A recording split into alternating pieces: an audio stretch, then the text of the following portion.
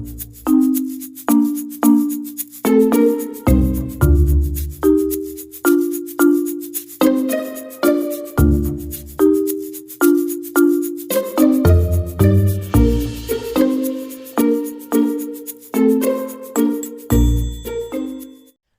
વિદ્યાર્થી મિત્રો, study in Gujarati YouTube channel આપ સર્વેનું હાર્દિક સ્વાગત કરે છે।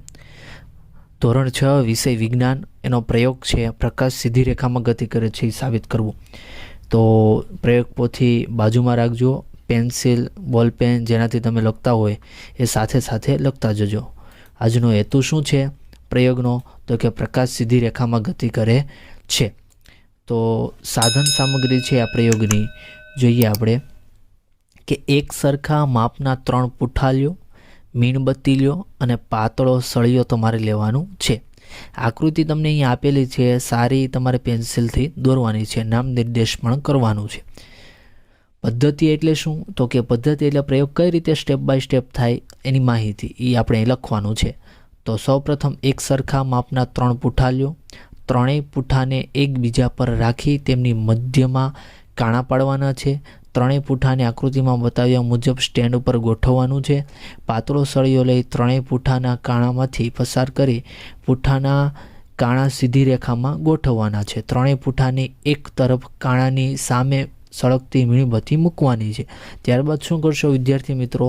તો ત્યારબાદ તમારે મીણબત્તીની સામેની બાજુ ત્રીજા પૂઠાના કાણામાંથી મીણબત્તીની જ્યોતને જોવાનો પ્રયત્ન કરવાનો છે અને એ તમને દેખાય છે કે કેમ એ તમારે જોવાનું છે। ત્યારબાદ તમે શું કરશો?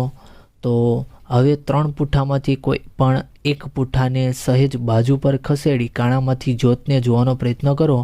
મીણબત્તી હવે દેખાય છે કે નહીં એનું અવલોકન કરો। તો આપણે કરીએ અવલોકન। અવલોકન કરતાં આપણને શું માલુમ પડશે વિદ્યાર્થી મિત્રો? તો અવલોકન કરતાં માલુમ પડે છે કે ત્રણેય પૂઠાના કાણા એક સીધી રેખામાં હોય ત્યારે મીણબત્તીની જ્યોત દેખાશે।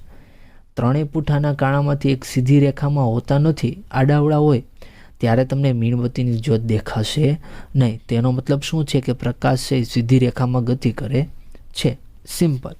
તો અહીંયા નીચે તમને જ્ઞાન ચકાસણી આપેલી છે। તો જ્ઞાન ચકાસણીમાં પહેલો પ્રશ્ન એવો છે કે નીચેના દરેક પ્રશ્નના ઉત્તર માટે આપેલા વિકલ્પોમાંથી સાચો વિકલ્પ શોધો અને એનો ક્રમ અક્ષર પ્રશ્નની સામે આપેલું જે બોક્સ દેખાય છે ને એમાં તમારે લખવાનું છે। તો વિદ્યાર્થી મિત્રો અહીંયા પહેલો MCQ તમારો એવો છે કે નીચેનામાંથી કયા પદાર્થનો પડછાયો પડે નહીં? અરીસો, લાકડી, વાદળ, કાચ। તો કાચનો પડછાયો પડે, વાદળનો પડે, લાકડીનો પડછાયો પડે, પણ અરીસાનો પડછાયો પડશે નહીં। તો અહીંયા ઓપ્શન થશે તમારો એ। આપણે ચારેય ઓપ્શનને રમૂજી નામ આપી દઈએ। કયા કયા? તો કે એ એટલે અમદાવાદ કહી દઈએ, બી એટલે બોમ્બે કહી દઈએ, સી એટલે ચેન્નઈ કહી દઈએ અને ડી એટલે ચાલો આપણે એને દિલ્હી કહી દઈએ। તો અહીંયા તમારો જવાબ કયો થશે? પહેલામાં એ અમદાવાદ એટલે કે અરીસો। ત્યારબાદ પિનહોલ કેમેરા વડે કેવા પ્રકારનું પ્રતિબિંબ મળે છે? વસ્તુ જેવડું મળશે વિદ્યાર્થી મિત્રો, મોટું, ચતું કે ઉલટું? તો પિનહોલ કેમેરા વડે તમને કદાચ ઉલટું મળે એટલે તમારો જવાબ અહીંયા શું થશે? ડી દિલ્હી। આપણે નામ આપ્યું હતું ને ડી ને દિલ્હી, એટલે દિલ્હી તમારો જવાબ થશે। પછી ઓપ્શનમાં ગોતતા નહીં દિલ્હી, કારણ કે ઓપ્શનમાં ઉલટું આપેલું છે એટલા માટે। ત્યારબાદ જોઈએ સમતલ અરીસામાં વસ્તુનું પ્રતિબિંબ કેવું મળશે? તો સમતલ અરીસામાં વસ્તુનું પ્રતિબિંબ ચતું અને વસ્તુના જેવડું એટલે કે ડી દિલ્હી તમારો જવાબ થશે। ત્યારબાદ જુઓ વિદ્યાર્થી મિત્રો કે નીચેનામાંથી પારભાષક પદાર્થ કયો છે? તો પારભાષક પદાર્થ છે એ બી બોમ્બે દૂધિયો કાચ છે।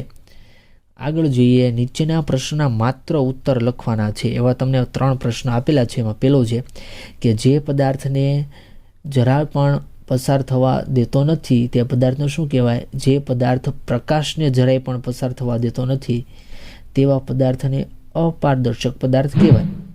બીજું છે તેલિયો કાગળ કેવો પદાર્થ છે? તો તેલિયો કાગળ છે પારભાષક છે। ત્રીજું છે કે પ્રકાશના કિરણો અરીસા પર પડતા પાછા ફેંકાય છે, આ ક્રિયાને શું કહેવાય? તો પરાવર્તન કહેવાય, સિમ્પલ છે। થેન્ક યુ વિદ્યાર્થી મિત્રો। નવા વિડીયોમાં નવા હેતુ સાથે નવા પ્રયોગ સાથે આપણે પાછા મળીશું, ત્યાં સુધી રજા આપશો।